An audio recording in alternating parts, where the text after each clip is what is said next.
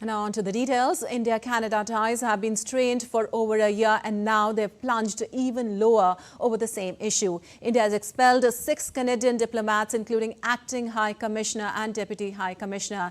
It has asked them to leave India before 19th of October. Indian government has also announced the withdrawal of its High Commissioner and other diplomats from Canada, citing concerns over their safety due to Justin Trudeau-led Canadian government's actions amid rising extremism. Let us take a look at this report. India and Canada have been at daggers drawn ever since Prime Minister Justin Trudeau made a statement in the Canadian Parliament in September last year, charging India of having a hand in the alleged killing of Hardeep Singh Nijjar. India had dismissed those charges with contempt and demanded proof from Canada. Now, not only has Canada repeated its unfounded allegations, but it has also sent a diplomatic communication to India suggesting that the Indian High Commissioner in Ottawa and other diplomats are persons of interest in a matter related to an investigation. In a sharply worded statement, India's External Affairs Ministry has said the Government of India strongly rejects these preposterous imputations and ascribes them to the political agenda of the Trudeau government, that it is centred around vote bank politics. The Indian Foreign Ministry further said that this communication has come despite the Canadian government not sharing a shred of evidence with the Indian government, even after repeated requests. It was also said that the latest step follows interactions where assertions were made sans facts.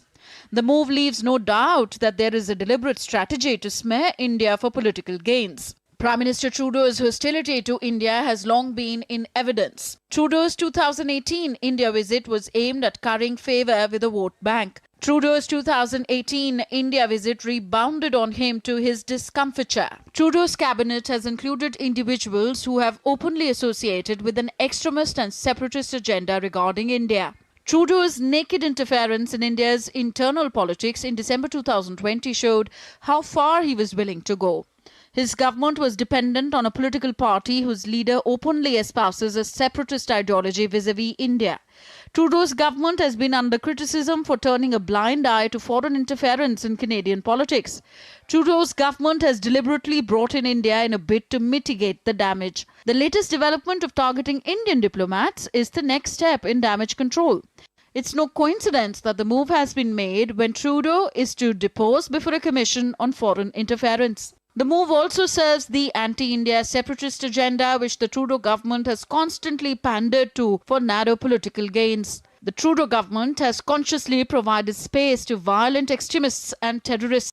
Space has been given to harass, threaten and intimidate Indian diplomats and community leaders in Canada. Death threats have been issued to Indian diplomats and others. All such activities have been justified in the name of freedom of speech. Some anti-India individuals who entered Canada illegally have been fast-tracked for citizenship. Multiple extradition requests from the Government of India for terrorists and organised crime leaders living in Canada have been ignored.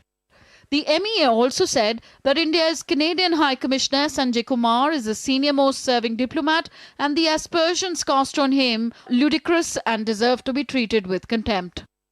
India also went to the extent of saying that it has taken cognizance of the activities of the Canadian High Commission in India that serves the political agenda of the Trudeau regime. Canada had to withdraw 41 diplomats from Delhi last October when India demanded parity over diplomatic representation. Canada has the second largest Sikh community in the world after India, making around 2% of that country's population. Sikh separatism, stamped out in India, has found shelter there and holds political sway in some pockets. National elections are due in Canada in October 2025, and an increasingly unpopular Trudeau government is doing all it can to play vote bank politics with an issue critical to India's national security. With Gautam Roy, Tanvi Taneja for DD India. Well, we have Meghna Dev joining us for more on this. Well, Meghna, the present diplomatic fallout, High Commissioner being called, means that the situation is very, very grave and the relationship has downgraded to the lowest step. It's an unprecedented escalation. Absolutely, Lipakshi. And when we actually see, if I would not be very strong to quote or strong to say that the government-to-government ties at the moment are almost dead, because when we actually call back our High Commissioner, our diplomats, is stating that that India does not have any trust in the security, in the Canadian government security, and there is threat to our High Commissioner and Indian diplomats. That says volumes of how worse the relationship has become. Because obviously we know that yesterday there was a statement released by the Ministry of External Affairs wherein it was stated that these people, the High Commissioner and the Indian diplomats, are persons of interest in a murder investigation. That did not obviously go down well with India, because India has been time and again asking for evidence in the matter, which the Canadian government has time and again failed to provide, and also kind of asserted time and again, but has not even provided a shred of information or evidence for that matter.